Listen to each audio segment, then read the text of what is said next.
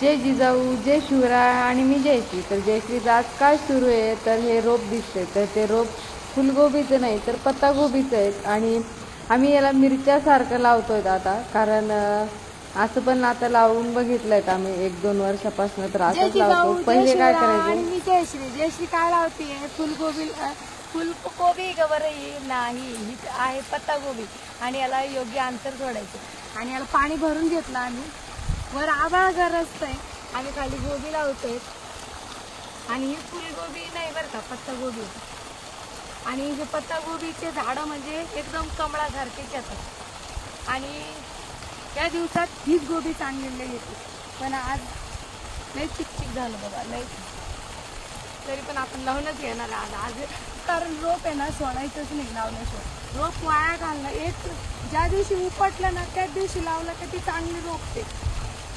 कोणतं पण रोप असो, कारण लगेच उचलून लावलं का इकडे दुसरी जागा दिली तर त्याला छान येतात. नाहीतर लई वेळ लागतो त्याला सुधारायला.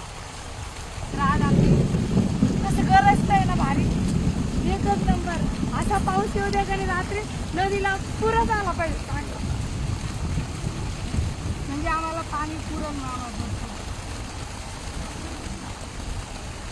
तर.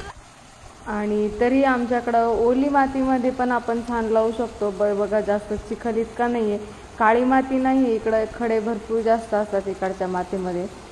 आणि अशा ह्याच्यात काम करणं म्हणजे फार अवघड आहे. पाय असे हुळहुळून जातात कारण एवढे खडे टोचतात. पण आता पर्याय नाही, तर आता लावून घ्यायचे आहेत. मधून इकडून पाणी पण द्यायचं काम सुरू आहे, बारं पण द्यायचे आहेत. आणि हे वावर ही पट्टी आहेत ना आमची, अर्धी इकडून भरावं लागते आणि अर्धी तिकडून भरावं लागते. त्यामुळं काय होतं, डबल बार द्यावं लागतं. बरेच कमेंट्समध्ये येतात की ताई तुम्ही ठिबक लावा, हे करा ते करा. तर तुम्हाला सांगायला मला म्हणजे आमच्याकडं माती तुम्ही बघू शकता कशी आहे. तिला जर असं पाणी नाही सोडलं तर ते झाडं पाहिजे तशी येत नाही. ठिबकनी पाहिजे तसा त्याच्यावरती होत नाही. उन्हाळ्यात आम्ही करतो, पण हा सुंदर व्हिडिओ मला सापडला पावसाळ्यातला, तर तो अपलोड करायचाच राहून गेलेला होता.